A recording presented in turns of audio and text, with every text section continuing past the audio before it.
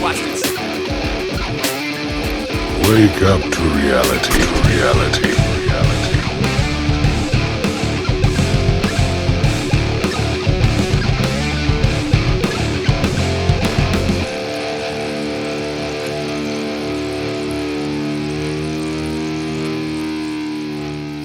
All right.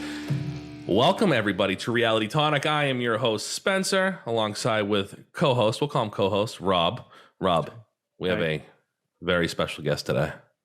You know, as we know, what we do is we want to interview people. We want to interview people from all walks of life, amazing stories, amazing jobs, amazing hobbies, lifestyles, and this next guest seems to have everything, all of the above. A very amazing guest that we have. Please welcome one half of the rap duo tag team. We have DC, the Brain Supreme. Welcome, sir. Hey, y'all. Welcome. Doing? How are you? Doing good, man. Good. Very, very, very happy to have you here. You are definitely our most famous guest, so it is great to be in the presence of a celebrity. Talk to me now. I mean, tag team, right? 93, that thing came out, the Whoop There It Is? 28 years ago. That's amazing. So you recorded that in 92, right? Yeah, we recorded in 92, and it took a while because, you know, I thought every record that we would do would be a hit record. So I was playing all kind of other records, and I had the one right in front of me, and it was proven. And it just ended up, you know, once I realized it and figured it out and went through a lot of heartache and pain, people lying to me, telling me they wanted to sign us and all that. We finally got signed. And we got signed to Bellmark Records. And it's funny because I remember I was about to give up, and one of the record reps was like, "You need to talk to Al Bell." I was like, "Al Bell." And for those who don't know who Al Bell is, he one of the original 3 soul record companies. You had Philly International, you had Motown, and you had Stax Records. Al Bell on Stax Records, and the year before he put out a record called Daisy Dukes by Deuce, and it went gold. And I was like, that might work. And gave him a call. 2 weeks later, he calls me back, and I'm like, look, man, we got a hit record. I don't need you to fluff me no more. Just let's get this going. You got to sign us. He was like, okay. I was like, don't play with me, dude. You haven't even heard the record. And he told me, brother, I don't have to hear the record. I hear it in your spirit. Let's agree to agree, get this thing moving, and let's go. And I gave my 2 weeks at the club I was working at, Magic City, signed a messed up record contract. And in a month and a half, we were platinum, and the rest is history.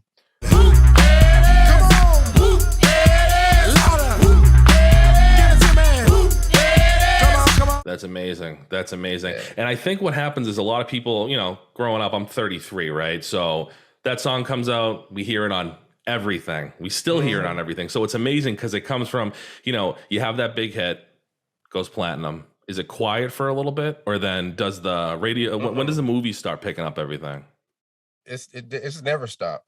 Mm-hmm. That's the thing. Now, you know, in the grand scheme of things, as far as, you know, having a hit and always hot, you know, it's only going to be as hot as it's going to be, but it's never stopped. Every year it's in either a movie, every year it's either, I mean, you can go and look at the IMDb page and it goes all the way back to 1993, right? Of all the movies, all the television shows, all the things that we've done. And every year, you know, I always looked at it as it's up to me to get our money. I never looked for anybody else to do anything for us. So I acquired the skills to be able to take advantage of the things that come our way. You know what I mean? So that has worked for me over the years. I mean, I do videography, I do SEO, I'm a digital marketer, I'm into crypto. I love to learn. And any adversity that comes my way, I turn it into a positive thing and learn about it and vow to never let it happen again.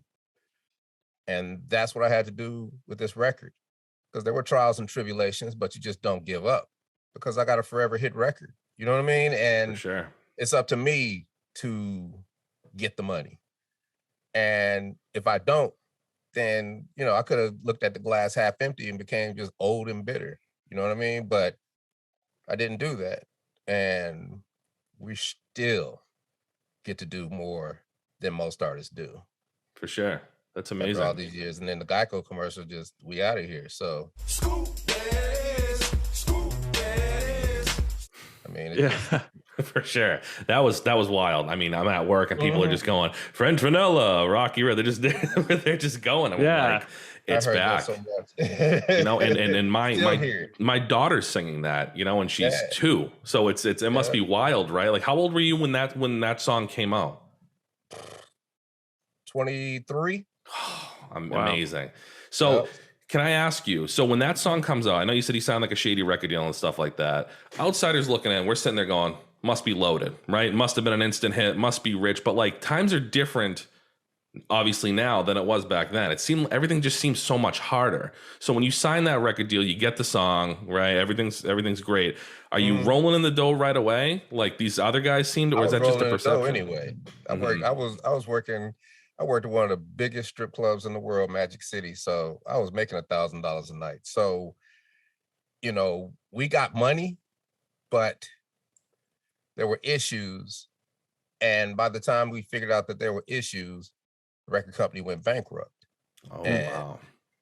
then it was a little more difficult, right? And I could have looked at, like I said, I could have just gave up and turned into an old bitter rapper, but I didn't. You know, I basically became a paralegal and I fought and I learned the legalese, learned what emotion is, learned how to get a court case, learned how to get case law, learned how to study all that old stuff so you can win battles. And, you know, after 20 years, we kind of prevailed, you know what I mean? It came at a cost, but still.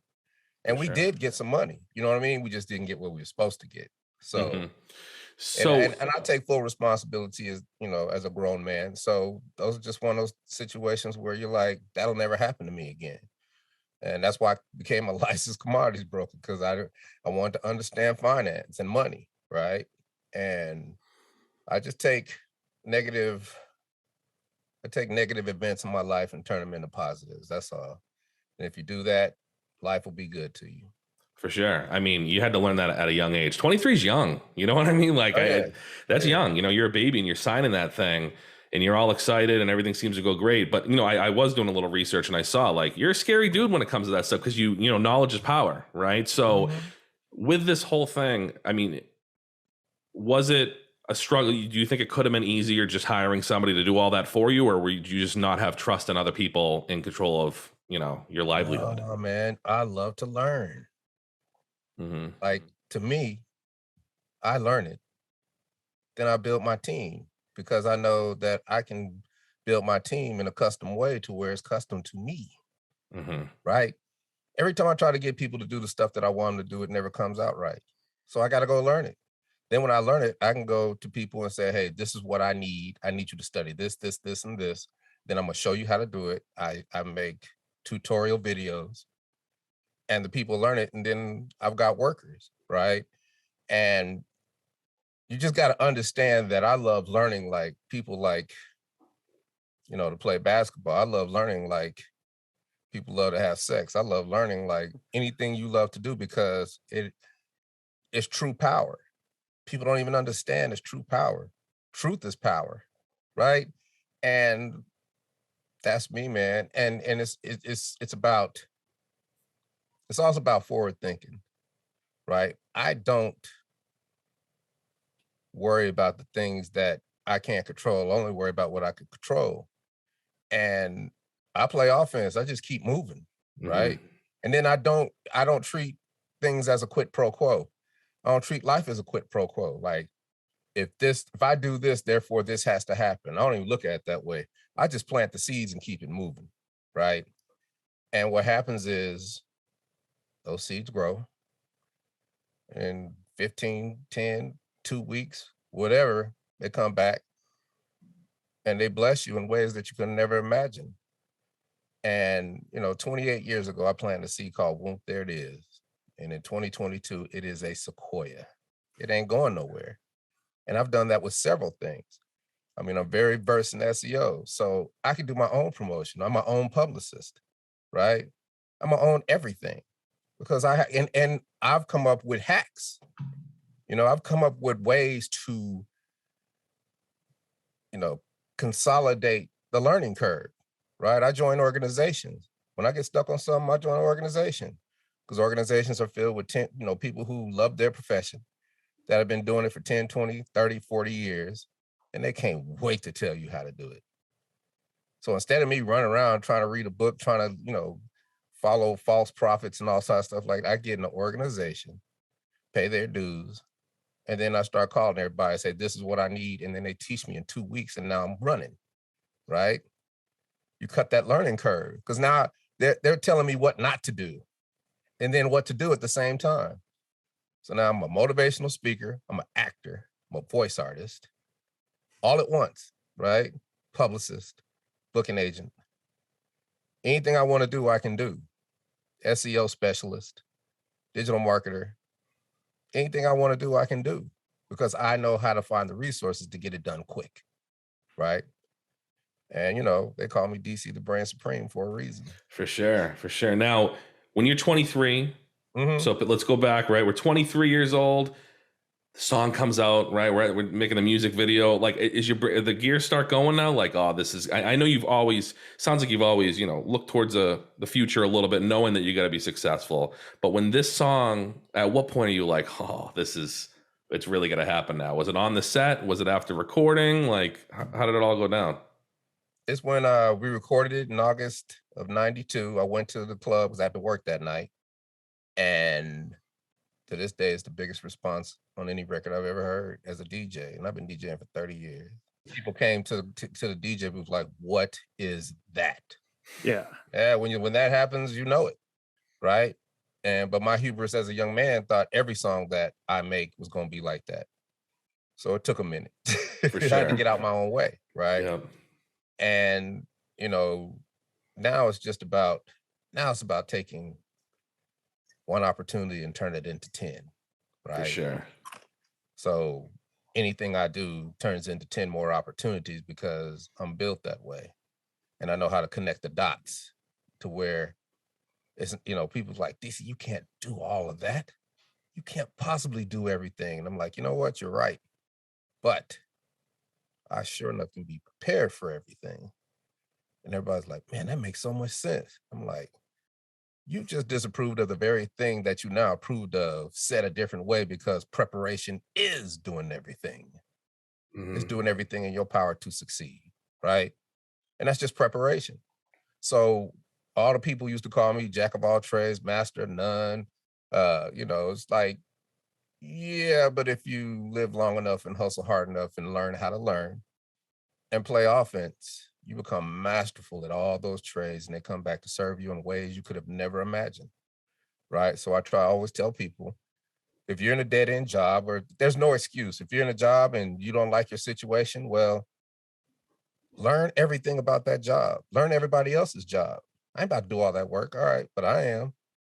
When I was a DJ, I was not just a DJ, I was invaluable. I was your light guy, I was your sound guy, I did your flyers, I did your graphics, I did your videos, I did your radio spots, and you paid me. And you wasn't gonna let me go because you would have had to hire 10 people to do the job of one. You make yourself invaluable. And even if you do get let go or get laid off, it's a transition to the next thing, the next bigger thing. And you've built your toolbox up to help you deal with the things in life. I call it, I'm ambidextrous in life because it don't matter. Anything comes my way, I got a tool to fix it, right? So I'm just different. You know what I mean? I don't subscribe to people telling me what I can do, what I can't do, why I should feel bad, why the government this, that. I don't even, if I want to do something, I'm going to do it. You know what I mean? And what people don't understand is that knowledge is freedom as well. For sure. Right? I mean, you got knowledge and you got the power, then you got freedom. Because any situation you get in, you can get out of. Because things do change. Life is baked in the cake, right? So there's no way that I'd still be here getting ready to do 40 shows this year, and getting ready to do more commercials, getting ready to do movies, got movies coming out, got TV shows coming out, got 5 auditions due Monday. There's no way that I can do all that if I give up, or if I treat life as a quid pro quo, or if I'm always crying, or if I'm always worried about the next. I play offense. For sure. I'm gonna keep shooting. You Right? know, when you said you were, you said you were different, right? Back then, when you guys are out there, music was different back. I mean, what was the scene like back then? There wasn't tag team. It wasn't like that type of music, right? I mean, but everybody respected us because the place I worked at was in Atlanta. Mm-hmm. I knew everybody before I even made it. Every artist came to my club. And in Atlanta, that was the beginning. That was like the renaissance of Atlanta. It was the best kept secret. That's when I got there, when Dion got there. Dion, when he got drafted, I was there when Dominique was there. I was there, Jermaine Dupri, TLC, Bobby Brown had got there. L.A. Reid and Babyface was there. So we was all there together, and they all was in my DJ booth. All the athletes, all the stars. I knew them all before I even made it. So when I made it, it was like, man, that's dope, right? Ed Lover, he's one of the reasons Whoomp There It Is blew up, because he's my boy, because he used to come down to the club and he heard Whoomp There It Is. He was like, what is that? I said, it's my new record. He said, give me that.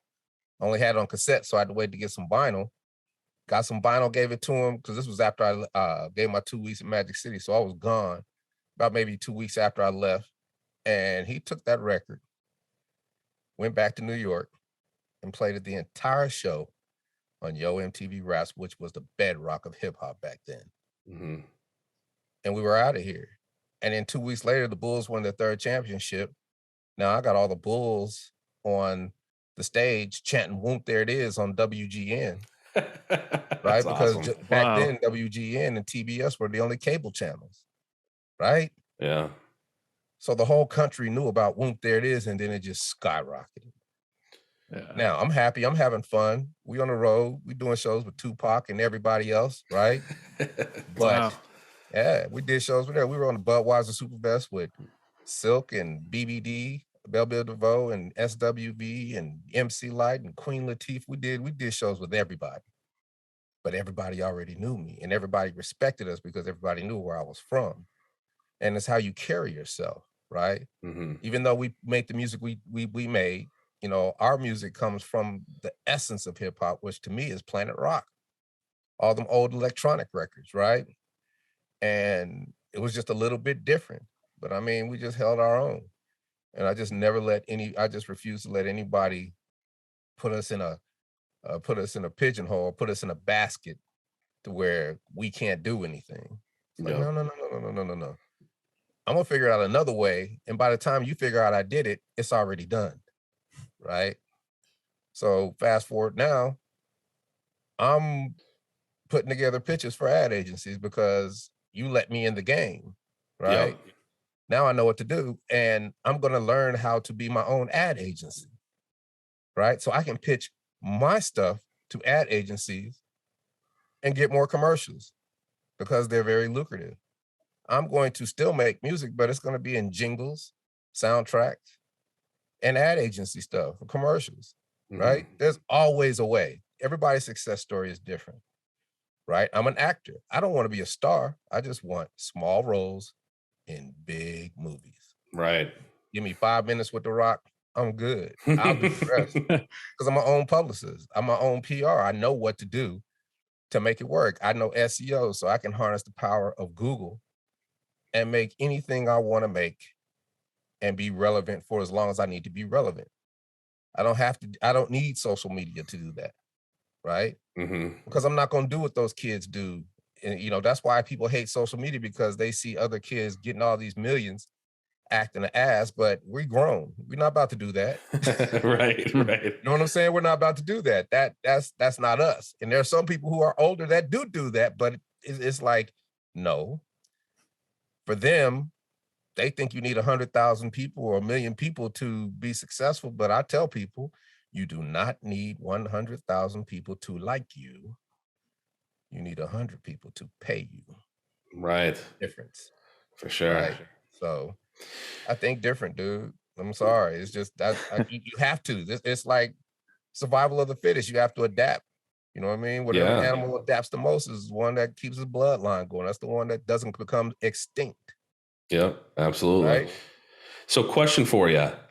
You mentioned all these big names coming into your clubs. You still keep in contact with big name people? Because I think we get surprised, Mhm. regular civilians like myself. I'm like, oh, that guy knows that. They casually let something slip, like, got Jay-Z in my phone or whatever. It's like, that guy, Like, do you have anybody? I know them all, but it's like, when you get older, man, you see people from time to time on like right now. I'm gonna see Salt and Pepper. I'm gonna see Tone Loc. I'm gonna see Naughty by Nature. I'm gonna see all my colleagues when we start touring again, right? Or when we do shows, right? So I see them then, and but it's in and out for me. Mm-hmm. It's no hanging out or nothing. It's in and out because I'm always trying. I'm taking care of business. I'm always looking for the next move. I'm always networking. I'm trying to take one opportunity, turn it into 10, right? Mm-hmm. So for me, doing a show is more like a performance of being a outstanding artist in the sense that we're going to be on time. You're not going to have to worry about us. We're going to be self-sufficient. We're not going to be prima donnas. We're going to have bare bones for the sound guy to have to worry about us with turntables and all the other stuff. And we got a band and we're trying to do all this extra stuff. We're going to make it so easy for you that you use us all the time. Mm-hmm. You see what I'm saying? For sure. Yeah. I could care less about nothing else but just taking one opportunity, turn it into 10. Yep. That's my focus on everything that I do. So you kept the song. I mean, what's it like hearing your song? Like, obviously, I was talking with Rob before. Obviously, your song's going to be in a movie, right? Before you have to figure that out. But what's it like? Like, you're in Elf, you're in Mighty Ducks, and all that. Like, for a kid, it's just awesome. What's it like for you? Listening to your stuff like that? It's nothing. Mm-hmm. I know that's hard. Hey, man, I know that's hard for me to say, but my humility is resolute. I am not a star, right? I made a record. I'm proud of it, but I'm not a star. I can't fall into that. I have to always because I have to always keep my ego sequestered, and I always have to kill my pride. Because when your ego is sequestered and your pride is dead, your mind is open to every possibility imaginable. You see what I'm saying? I'm For sure. different, man. I can't. All that is nothing to me. All that is false because I tell young cats, I said, what do you have when all that's over? Because your record is gonna fade. What do you have when it's over? And think about the graveyard of artists that had one album, two albums, one record, never a record. That's a big graveyard. Mm-hmm. And I'm not in it. So you've never had a lull of feeling like, oh man, like this is a wrap, like it's slowing down, because you've always been moving with this, right? Did you ever have a brief period of time where it's like that all the time? But you know what? I get up and do things anyway. Right. There's always doubt. There's always all this is easier said than done, right? Don't get me wrong. I know I'm talking good and it sounds like it's easy, but trust me, it is easier said than done. It is painful, right? I'm just as lazy as everybody else, but you know what? I do it anyway, right? Because it got to be done. Mm-hmm. So you can be lazy and still get things done at the same time, right? Yeah. You can do two things at once. And I've been like that all my life. I'm a hustler. I gotta have 10 things incubating. So when one goes down, I have 9 more that are ready and 2 more that I think of, right? Because you don't know how long it's going to take for that idea to come to fruition. And, the whole Geico thing comes from SEO because they could find me. That's what I want to know. How does that, like, that's so, Geico's amazing commercials, right? Wild commercials. When that came on, I mean, everybody loved it. Nobody was like, what the hell is this? Everybody loved it. Walk me through, if you can, how the whole thing went down. How did you guys get in contact with each other? It goes back to 2011. This is my narrative. It might have been this way, it might not have been, but to me, this is the genesis of it. 2011, everybody thinks Barack Obama's in our video because LA Snow from Deuce, one little frame, looks like young Barack Obama. So I'm getting pressed. We're doing ABC, NBC, CNN, New York, Wall Street Journal, New York Times. We're superstars again, right? But at the end of those 2 weeks and everything faded, I didn't have no money in my pocket. And I was like, wait a minute. I didn't have a web presence. I said, that'll never happen again. And that's when my SEO career started. Search engine optimization, the ability to be on Google's first page. Back then, you type in tag team, it was all wrestling. Right. Oh, yeah, right. Type in tag team today, it's all tag team. It took me 10 years to learn SEO. And now I'm masterful at it, right? And it's just about feeding the Googlebot information and data so it knows where to put you. So that means filling out all your profiles. It means doing the things that you need to do. So when people are looking for you, they can find you. When they need your services, they can find you. So middle of the pandemic, September 20, I get a call from my agent for acting. People store in Atlanta, Georgia. And they're like, DC, you just booked a Geico commercial. I was like, don't play with me, Lena. I haven't even auditioned for a Geico commercial. She was like, no, DC, for tag team. I was like, oh. Went and checked the tag team phone, there it was. And they didn't wait. They went to my IMDb portal, called my agent, right? Then when they called my agent, I let my agent make the deal because I don't have to get lawyers now. And my agent made the deal, and the synergy was so incredible, and is the biggest deal that I've ever done to this date. Okay. Bigger than Whoomp, all right. bigger than Mickey Mouse, bigger than Addams Family, bigger than any of them. Wow. And now it's time to get to work. And because I'm an actor and I audition for commercials all the time, I knew what to do. I said, I'm going into this thing with 6 or 7 different things that I could bring to this commercial. And we had our fitting, and I went to the director and producer. I said, I got some ideas. It was like, whatever you want to do, DC, we doing. So the next day we shot. And where do you think the spin and scoop came from? That was prepared. Where you think sprinkles comes from? That was prepared. I was like, I know kids love sprinkles, and we got to have sprinkles, man, because, I want to do this LeBron James thing, and I want to do the salt-based sprinkle, and I want to have a sprinkle food fight. I want to do everything, I just know kids love sprinkles because I wanted to make it geared toward kids. And ice cream, you just can't, it doesn't get better, right? Sprinkles!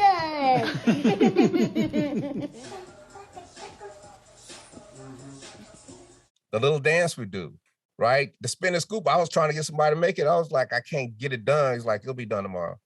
And when I got to set, it was a spin and scoop. And I had to learn how to use it real quick.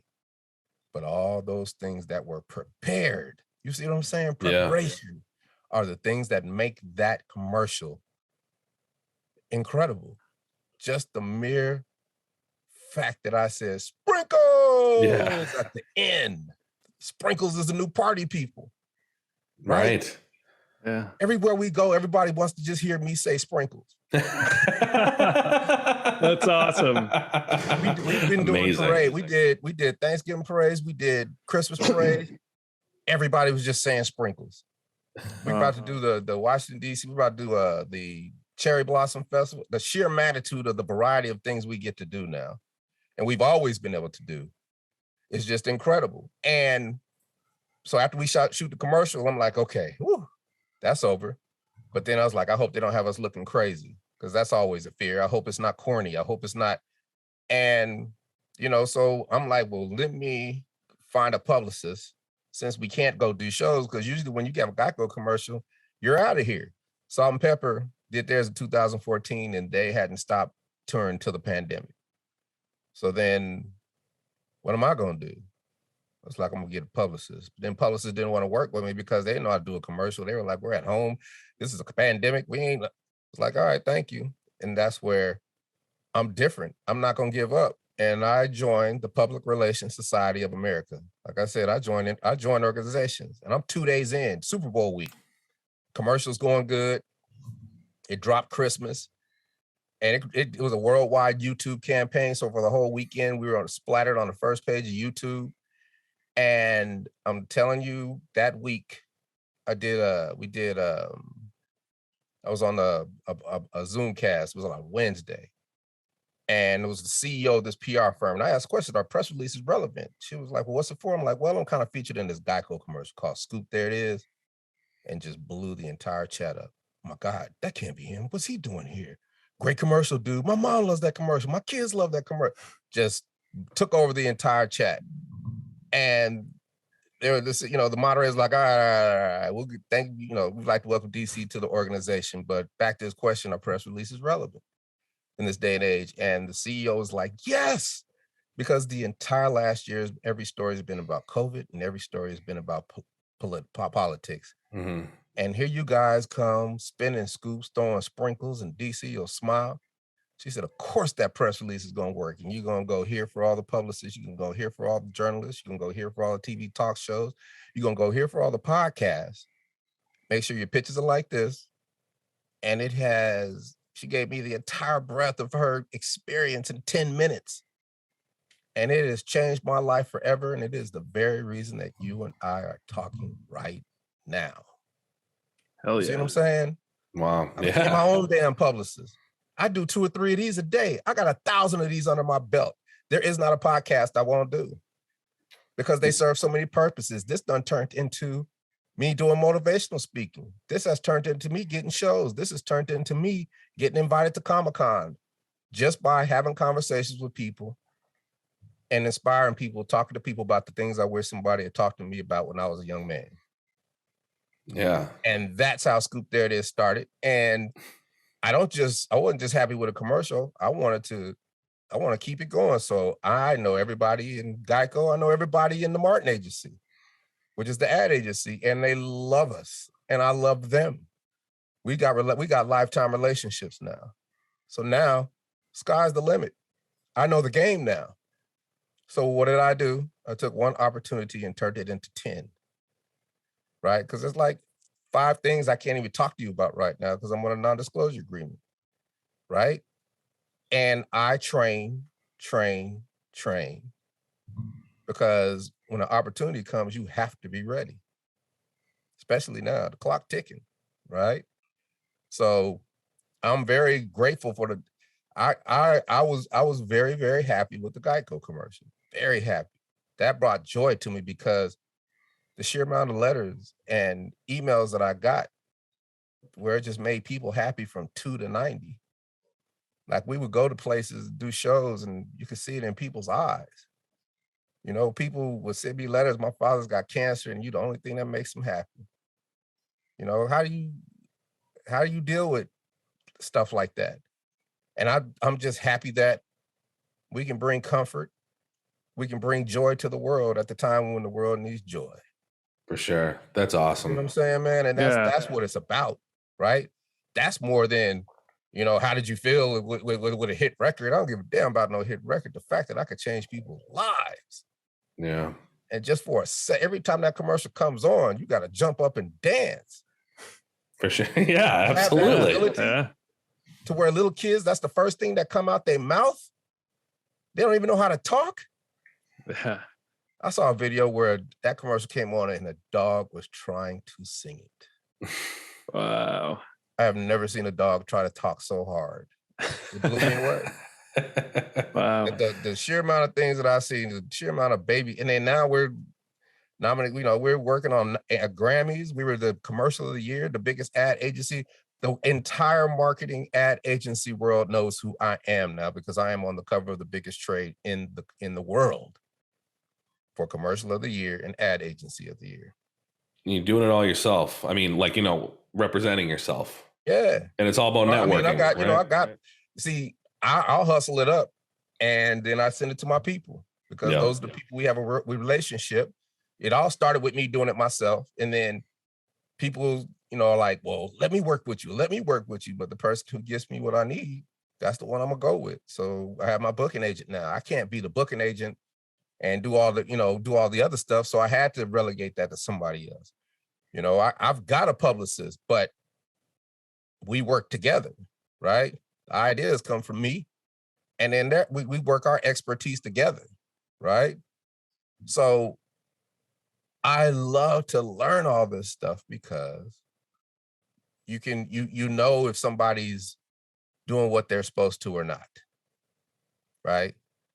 If you hire somebody for digital marketing and they can say they can blow your website up, and then 6 months later they're like, your website's not blown up, then how would you even know, right? But if I hire somebody, I did a podcast for my mentors yesterday, and I was telling them, I was like, I get people services, and they're like, I start talking to them, they're like, I got to get you to my supervisor. And I started talking to the supervisor. You got to talk. Let me let you talk to the CEO. And I talked to the CEO, and the CEO was like, why are you even, you got everything.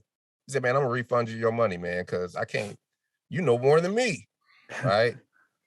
See, that's the validation. That's why I asked that lady, our press release is relevant. I know they're relevant because I know how to hustle them. But I like to hear, I like the validation, right? And I got the validation, and I hit the ground running. So now I'm in the process of, making sure my acting career is always going to be fruitful, because I love to do it. And we get to go do shows. I get to be a kid all the time, right? So I am lucky, I am blessed, but I bust my ass. Yeah, for sure. Always You know moving. what I'm saying? So, and don't get me wrong, I have my fun, but I've had so much. I had my fun. I had so much fun in my 20s that I was done. You get it all out of your system. I've been a DJ all my life. Oh yeah, so you were in that life that whole time. I've been a DJ at strip clubs and clubs simultaneously all my life. I've had the best of all worlds. Strip club, rap star. That for sure. That's pretty good. And that's what Rob's trying to get to, and he'll never get there, DC. Yeah, Let's I'm be real. working on it. Yeah. Here, but it'll never work out. It'll never happen. Someday, you never know. So are you did you hang out with like Tupac and stuff like that? Like every now and then, because his mom lived down here, so I'll see him in the club and we sit there and chop it up a little bit. You know what I mean? I hung out with everybody. See, it's easy for me to say that now because it was nothing. It's never been nothing to me to hang out with people, or your friends. They're my friends. Mm-hmm. But I understand the significance because I am steeped in his history. I'm history, right? You guys never knew about that, right? Oh, wow. And then we were just partying. We see each other in the club, Outcast, everybody. All these are my friends. Lil Jon, I gave so many people so many jobs. They were all kids when I was coming up. And they came up, and we love each other to this day. Don't even see each other that much, right? But if I see them again, we're gonna stop and we're gonna talk about the old days for a long time. Mm-hmm. Because everybody knows the significance of my contribution to this game. Do you need to have this? Do you need to have your mentality to succeed in this business? I mean, I know it sounds like a shady business, to be honest with you. Like, you got to really be careful. But if you do it right and you represent yourself accordingly, you can have a good career like yourself. Is it still like that now? You got to be practical, and you got to learn. You got to know what your lawyers are doing. You got to know what everybody's doing, and you can't do that. All this comes from experience. It's easy for me to say this because it's experience, right? And it is not easy by any stretch of the imagination. And I tell people this all the time. It never, ever will ever, ever, ever get easier. But it does get better, right? And that's all you can hope for in life, that it gets better. And it does, because of your work ethic. Because even if I hustle, I'll go work a regular job because I've been working since I was a kid. As a grown man, I do not fear work. Have you had a traditional job since the DJ days, or has it always been like? Man, I've been stemming greens and shucking peas since I was 5 years old. I had a paper route when I was 8. Worked at Dolly Madison Ice Cream when I was 13. Worked at the AV department at the school when I was 14. And then I worked at Mile High Stadium selling Pepsi for the Denver Broncos. Come on, dude. I've been working all my life. I've been hustling. Then I became a DJ. And then I started doing all the college parties. And then I started DJing at the clubs. And I moved to Atlanta. I had every big club in this city, right? Until the record. then I was gone on the record. So I don't fear I don't fear work. And when you say you have those lulls and things, you know, we was in a messed up contract. I had to go back to work. So I went back to what I knew, DJing. It was just like doing shows. It was show money for me while I prepared for my day in court. Right. And, you know, don't get me wrong, we didn't get screwed. We got money because there's a lot of people that got nothing. The majority got nothing, but we got some money. And I'm always going to get some money because I'm willing to work. Right. So, like I said, it is like I said, to me, it's a mindset. I play offense and I'm going to go get the knowledge. Like I said, I've come up with tactics, learn how to learn, hustle tactics. It's not enough just to learn. You have to learn how to learn, right? How to, you know, if I get a course, I'll put it all together and it'll be just one big course. It'll be 4 hours and I'll just sit there and I'll drive around the city and listen to it till it's done. And I drove a course on coding. I had to listen to it about 20 times over and over and over again until it stuck. So you're doing all this stuff. If you, let's just say you put your hands up, you just sit there, the song's a hit. Are you able to, the way your contract's negotiated, could you be fine just doing absolutely nothing? Okay. I always got to be working. I mean, I can live off of my royalties, but yeah, you know, we only got one song. I've been able to make a living off of one damn song for 28 years. Who else you know that does that? Seriously. So but you'd be fine though, right? Like people have 2, 3, 4 albums that they can sing stuff off of. I have to, it is so much harder for us because we got one song. So we have to truly be entertainers because I can get up there for an hour and entertain you and end it with Whoomp. Right? It's true. Because I'm a DJ, because I know how to sing, because I know how to tell jokes. I'm a comedian. I know how to do all these things. Would people be surprised the way royalties work? It really all depends on the deal, right? Because some people, we hear hits and we're like, oh, these guys must be billionaires, you know? Hey, it depends on the deal. Like it could be 50-50 or it could be the way it is now. I feel sorry for them because we sold physical pieces. So we got pieces of anything that was sold, we got a piece of. But now the streaming stuff, you know, the way those things are structured, you don't make as much money as they made back then, right? And you can make money, but you make money on the licensing. You make money, but then the record company get a piece of the licensing unless you're good enough to do it yourself. And that's where social media comes in because all them record companies think that you need to they want you to already have your following in place. Your fans are already in place, and then they'll come support you and then get a piece of, you know, they're always looking for an angle. Yeah. So they're always looking for an angle. And there's always a kid who don't care what happens. They just want to be a star. Right. And I was one of those kids, right? I was like, I'll deal with it later. I got to be a star. I've worked too hard for this, right?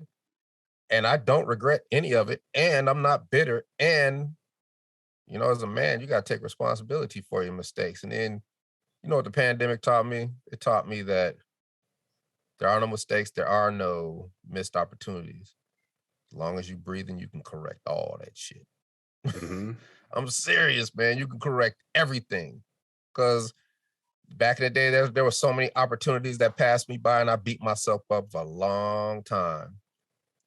But now I'm doing every last one of those opportunities that I thought I had missed and made mistakes on because sometimes in life we're just not ready. And that's okay, right? It's life. And now I feel like I'm 25. They're like, I am in the cryptoverse, metaverse, crypto, the whole nine. And I understand what it is because I didn't get involved in it to buy coins and think it's a new form of money. I got into it because I understand what it is. It's the brand new internet. It's the internet in 1997. Because I was there and didn't take advantage of it. Right? It's crypto in 2010. I was there and didn't take advantage of it. And I vowed that I would not miss anything ever again. So even if the market is down, I'm still going to study it and I'm going to hold. And any new opportunity that comes my way, I'm going to invest in it because I know all you need is one to blow. And you're there. Right? But then I have the ability to do things in that in that world that nobody else does because of who I am. I could have an NFT of a picture of me, but then put my original lyrics of Whoomp There It Is in there. And now that's got value, right? Yeah.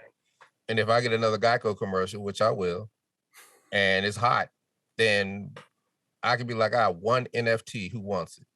Yeah, you need a sprinkles NFT. Hey, that's what I'm saying. Like, Yeah. I just from the club back in the day, I used to sell mix CDs, mixtapes. And 20 times a night, I'd be like, hey, everybody, check this out. Listen to me.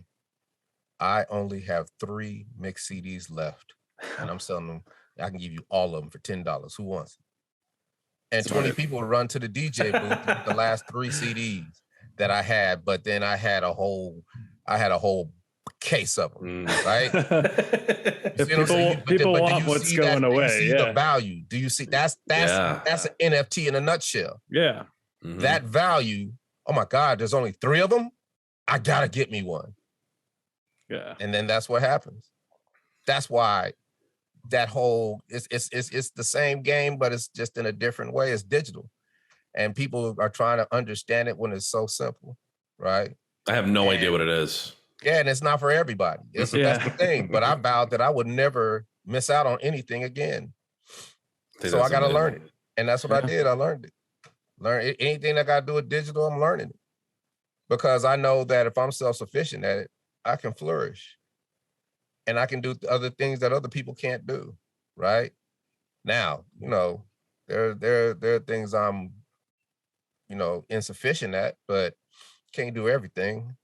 You got to do the things that you think you can string together to make you some money. So I don't have to work, but I have to work. Right. You know what I'm saying? I gotta memorize, 30 pages of scripts by Monday, and then I do it. So when you do these, do you interview as DC, or are you interviewing for a character, or does it not matter? Oh no, I interview like one is for a shady used cars dealsman. One is a detective. The other one is for a wealthy married couple that they want to let somebody live in their house. And the other one is a different detective, but in the same movie.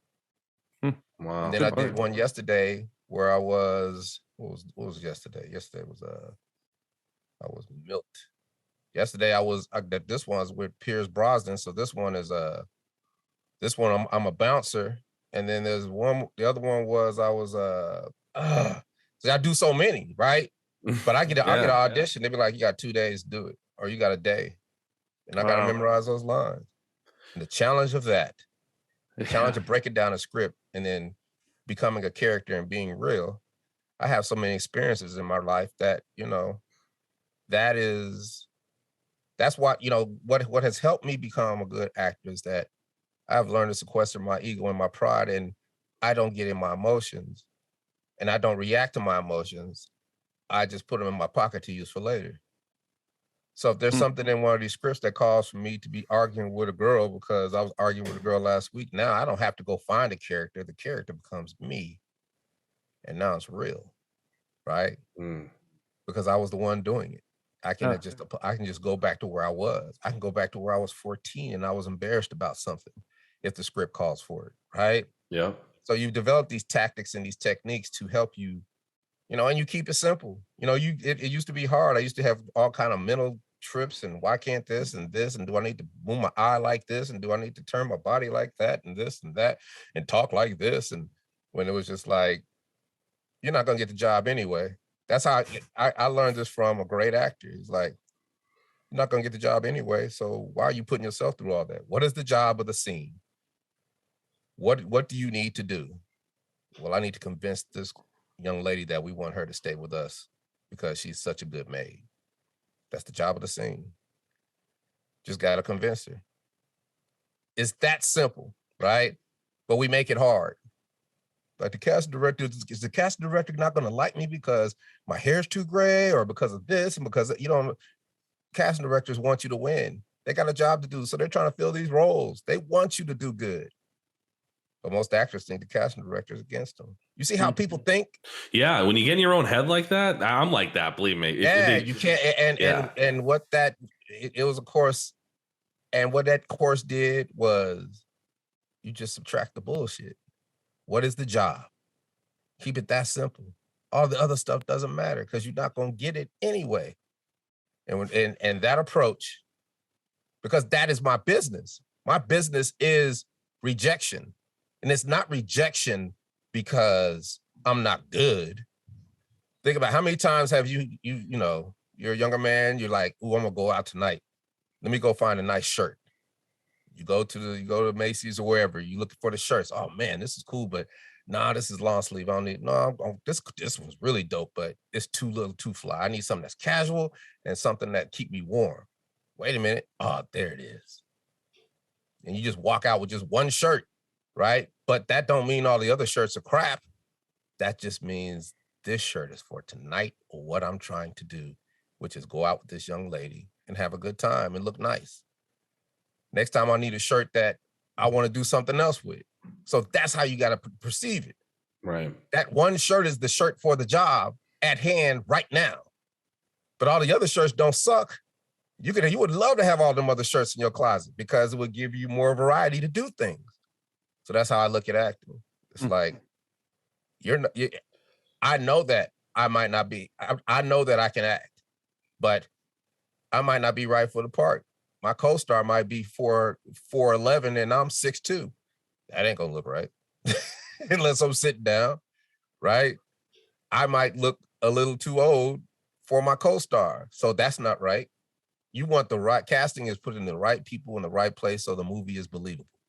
Yeah, you look into the reality of things, and I think, and that's happened to me plenty of times where I'm just like, oh, if I could just get this, if I could just get this, then I'll be so happy, right? And if they could just understand, they have no idea what they're doing to me, right? But in reality, like what you just said, it's like, you probably don't look like what they're looking for. You're not acting the way they want. There's nothing wrong with you. Yeah, it's just that this is what we need, and you know, and see, so my attitude is when I go into auditions, I'm like, how can I help you?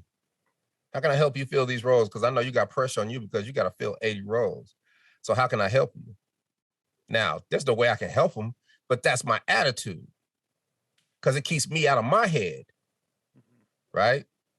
I'm not worrying about, okay, so I'm wondering what this cast, I think this is going to work this way. Well, you make choices, but what's the job of the scene? And then sometimes you just there to move the scene along. You don't have to be a great actor. You just got to be real. Mm-hmm. You don't have to talk loud. You just have to be real because you got a microphone on, so you can talk low. And next time you look at somebody acting in a dramatic series or just anything, listen to how they're talking. They're down there whispering, but it sounds like they're talking like we're talking. Right. But they're whispering because they got a mic right here. That's what makes it sound real. You know how hard it was for me to learn all this stuff? No, we've been acting since 2017. I just finished Dynasty. That came out. Games people play. I got P-Valley coming. The re-education of Molly Wingard. This movie called My Corona we shot during the pandemic, a documentary of the same name, and The Mediator, and a couple more things that I can't remember. I'm a working actor now. Yeah. I was going to say, do you prefer like acting or music, like playing a show? You're going everywhere. You're traveling for the song and stuff. Yeah. The music is always there, but I love acting because it's hard. Yeah. And I know everybody's not going to put in what I'm putting in to get there, right? And then I've got a community of friends that we hold each other accountable, right? That networking is the most important part. Finding good people that can hold you accountable in everything that you do. And you know if you're doing right or if you're doing wrong, because it's going to show. And I can't let them go to the promised land and I just be stuck here because I was lazy and didn't want to do the work. Mm-hmm. I'm going to be the example so they follow me and we all get there together. Right? That's how I see it. I love the narrative. He didn't start acting until he was 50. That's a winner, right? That's a winner. Acting came for me at the right time, at the right place, because I used to beat myself up for years because in 1995, I was sitting in the office of the president of New Line Cinema. And he was like, yeah, I'm thinking about casting you in this new movie, man. The lead is Wesley Snipes and LL Cool J. They fighting for the lead, and the movie's called Blade. I'm like, yeah, call my agent, right? Wow. And I beat myself up for years because I was there. Oh, But I was in the Whoomp There It Is. I was in the throes of Whoomp There It Is. I was a rap Right. star, right? Oh man. Sometimes in life, you're just not ready, yeah. right? Wow. 1994, I'm in the deep bowels of Disney teaching Mickey Mouse and Minnie Mouse how to rap. That started my voiceover career. And I beat myself up for years because I was there. But now I'm this week on NBC. Right. Wow. That's pretty good. I like That's that. It's never too late, man. It is Yeah. never too late. As long Yeah. as you're breathing. You And hear that, Rob? He's Yeah. talking to never you, too you know. late, man. It's like a shark. You got to keep swimming. They just got to keep Hey, man. going. All they do is eat. What did Quinn say? Oh yeah, the killing Swim, machine. eat, and Yeah. make babies. Yeah. Yeah. Exactly. That's a whole bane of their existence. That's right? all they do. That's all they do. But it took years for me to get good at voiceover. And I'm still Yeah. not as good as I want to be.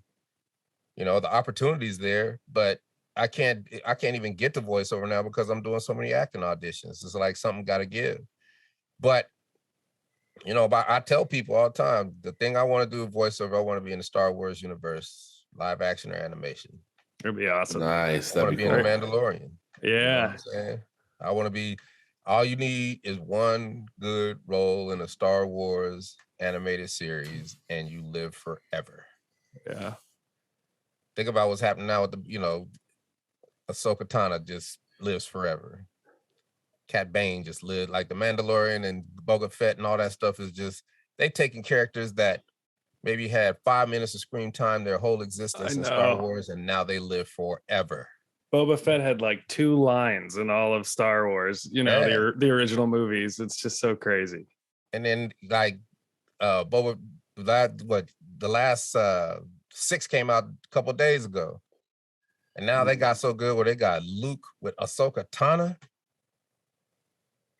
Yeah. Like, see a young Luke Skywalker. I know I'm geeking out on y'all, but it's like, Oh yeah. that's what I want, man.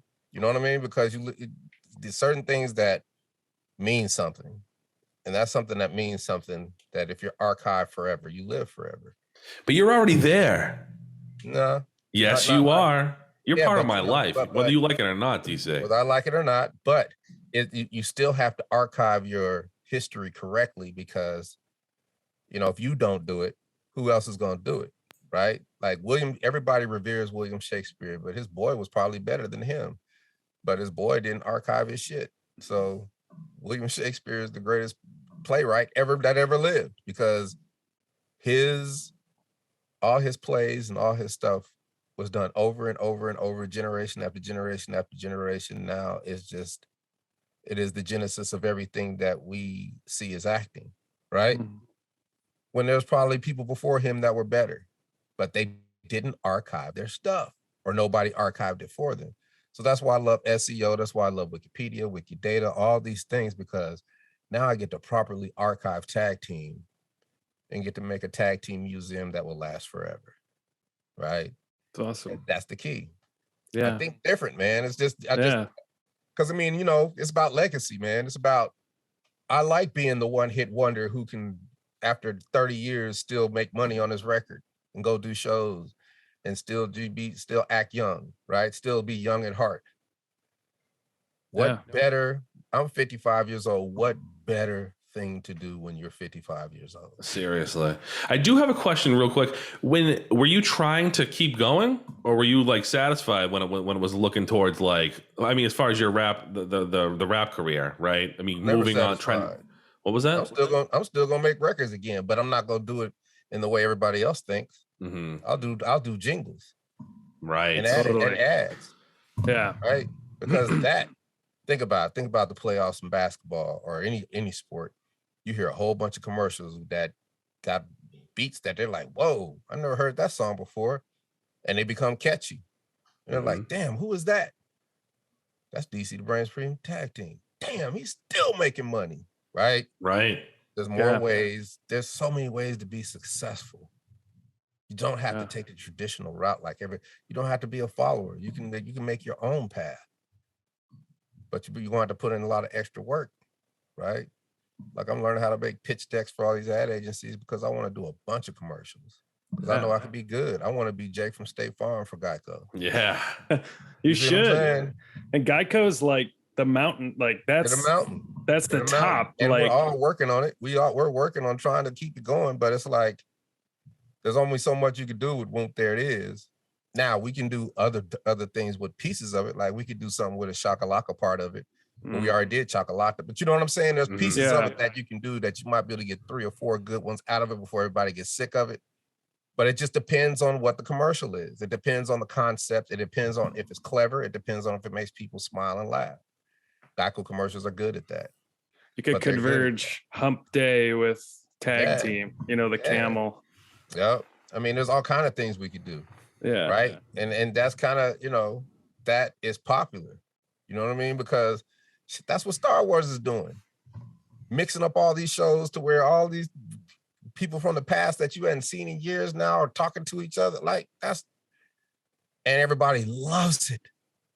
Yeah. Got grown men crying because they remember when they were a little boy watching Star Wars in the movie theater. That's right. Yeah, totally. You know what I'm saying? I remember that. I remember watching Empire Strikes Back and just being floored. Oh yeah. There's certain movies that floor you. You know what I mean? But DC, what I'm trying to tell you is what floored me is when I'm watching D2, The Mighty Ducks, I believe it was.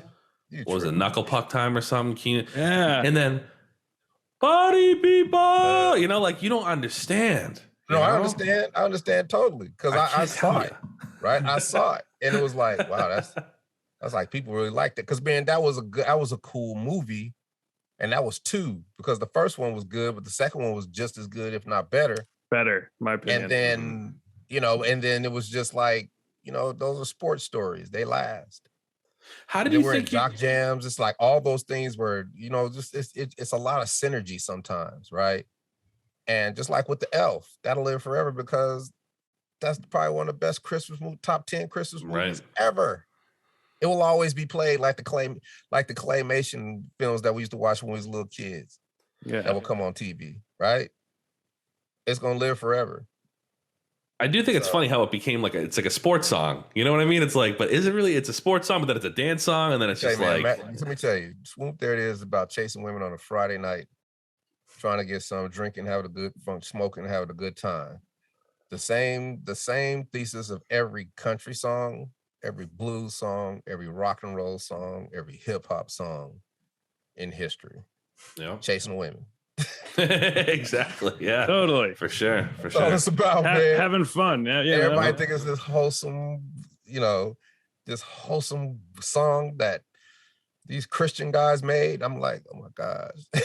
You have no idea.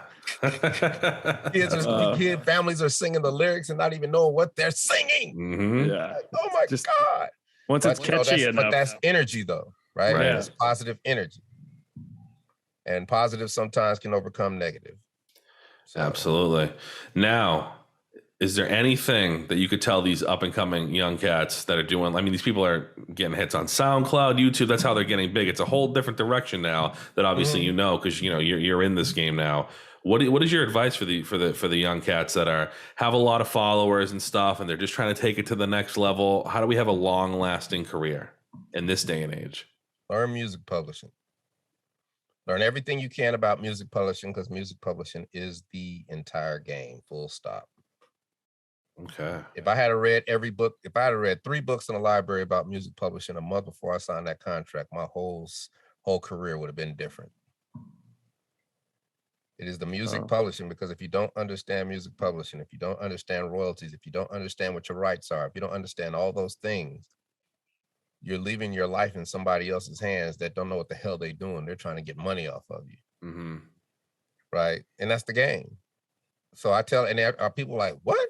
I don't have to go down. Means I don't have to go to the club and I don't have to get shows and I don't have, I'm not giving you, I'm giving you the back end. The front end is the money, cars, clothes, all the women. That's the front end. What happens when your record fades? Do you have your rights? If you have your rights to a mediocre record, you can live off that record forever because you can always license it. Music publishing. There are so many books on music publishing. Learn it inside out. read everything possible, make mind maps, get it in your brain. So when somebody talks to you about a record, you know what your rights are. You know that you're not going to give up your music publishing because that's where the money is. That's where if somebody wants to use it in a commercial and, you can get $250,000 off the rip, right? Because you own all of your publishing. So if you're going to do it all the way, everybody is acting like they need all this attention. And that's what they want. When they're missing the point. The point is to build a healthy business. So if you don't know about your business, how are you going to ever succeed? Music publishing. Best advice I can give anybody. Oh yeah, That's great. Thanks for sharing that. Thank you for coming on. I mean, Man, I this is a big appreciate y'all deal. for just letting me come in here and run my mouth. No, Yeah, we love it's it. fun. We love it. I'm just not trying to take up too much of your time, so I appreciate you giving it to us. Are you traveling a lot right now? Are you home or what? Since everything opened back up? I'm always gone. Yeah. I'm traveling. I'm traveling. I travel. I might go to LA from Atlanta just so I can sit on a plane and learn something. So I'm stuck there to learn it. Wow. I do that because, if I'm stuck on a plane for 5 hours, I can get work done. Right. There's nothing else I'm to here, do. if I get a little bored, I just go and watch TV. I can't get it done. I'm on a plane. I get it done. I do that a lot. But then I'll network. I'll go to conventions. I do everything, man. I love traveling. I just love hustling. And I know that me sitting here on my butt ain't going to get me no money. That's right. So we're just Well, always it can moving. give me some money because, I can sit here do voiceover, whatever, make deals and boom, boom, boom. But getting out there in the world, especially like I was flying so much during the pandemic. I was all over the place. I shot movies and everything, right? Making deals and all kind of stuff. As long as you just got to be careful, right? And I was careful and got through it. And I still, I still go, you know what I mean? So it's like, you got to be safe, man, because if I catch COVID, I don't get to work. Totally. Acting, you got to take COVID tests and all kind of stuff. You got to be vaccinated, the whole nine. Well, I didn't give a damn about that. I was first in line. I was like, give it to me. Whatever y'all giving, I'm taking. Yeah. Give me. I ain't got time. I ain't got time to be going through all the mental gymnastics. So I ain't got time. Right. It is exhausting. As long as I don't grow, I have not grown a tail yet. Yeah. I'm good. You're feeling good, confident about it? Yeah. Good. Yeah. For sure. I want more. If I started growing a tail, that's a different ball game, right? Hit me with another one. Hit me with another one to balance it They're all like, out. oh no, he took Pfizer. No, no, man. I'm telling you, man. And it's funny because I took the Moderna, and it gives you a window of what it's like. And you can imagine if that, and it's just maybe a 5% window. You're just a little tired. It's like you're sick without the symptoms, right? Totally. And the first time I took it, I had went to Denver to get it because my brother like, if you want this shot, you better come on. This was like early on. I flew to Denver, took it. I was running around, ate some Wendy's, went and worked out the whole nine and jumped right back on a plane and came back. But when I got back, I was wiped. I slept for 2 days. Right? I slept like it beat me down for two. I wasn't sick. Yeah. It was like, how it's like you feel like you're sick because you're tired, but you don't have the symptoms, the throat, the nose, and that's all it does. So if you had all the other symptoms and you was beat down like that, then that's just, I just can't even imagine. And you can't breathe. Yeah. That's cold. That's like that. Yeah, it's scary. I just, I can live with whatever happens, but I'm not trying to go out like that because I'm falling for something that to each his own. Yep. God bless everybody. But whatever they got, I'm taking. Yep, for sure. Me too. Yeah, Gotcha. sign me up.